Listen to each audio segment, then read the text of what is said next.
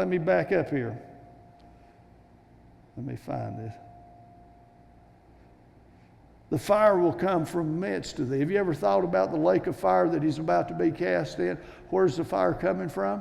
The midst of Lucifer. I'm going to cast him to the earth that all will see.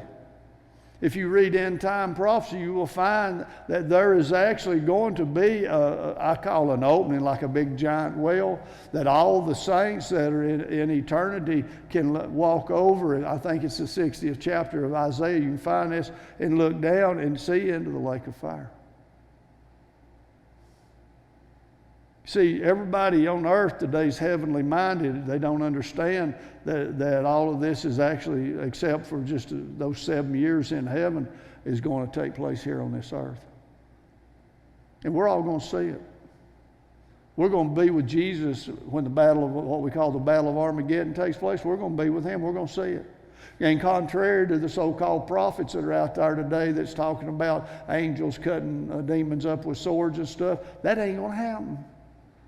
Because Jesus don't fight that way. He fights with his mouth.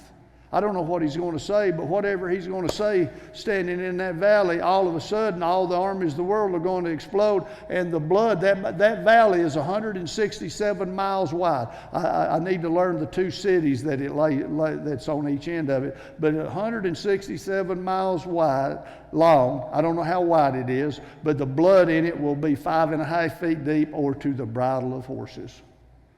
And all Jesus is going to do is say something.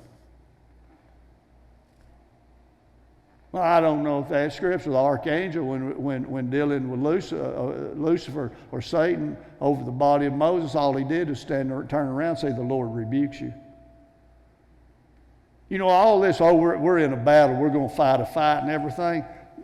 The battle was won. The only fight that's going on is in your thick head. And we're all guilty of that. But that's the only battle that we're battling with. The devil has been defeated, and he knows he's been defeated. We don't get as much craziness here at New Life as it was when I took over, because they'd let everything in the world come in. You know why we don't? Because the devils know what's going to happen if they walk in. Now, we may get all kinds of demon-possessed come in during these meetings, but they're coming in because they want to be free. You see, another thing you need to realize about demon possession, the devil never controls a person 100%. That person always has the ability to call on Jesus and ask him for deliverance. And I'll show you in Scripture in a minute, okay? You need to realize that. The devil's not all powerful, okay? He is limited in what he can do. You know what limit? You know how he gets his power? Because you're not doing your job. You give him all the power he needs, okay?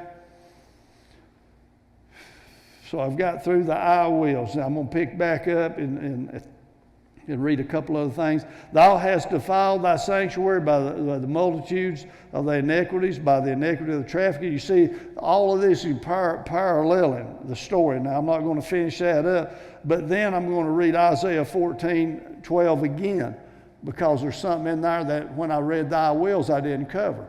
Very important. Most people don't even realize it's in the Bible.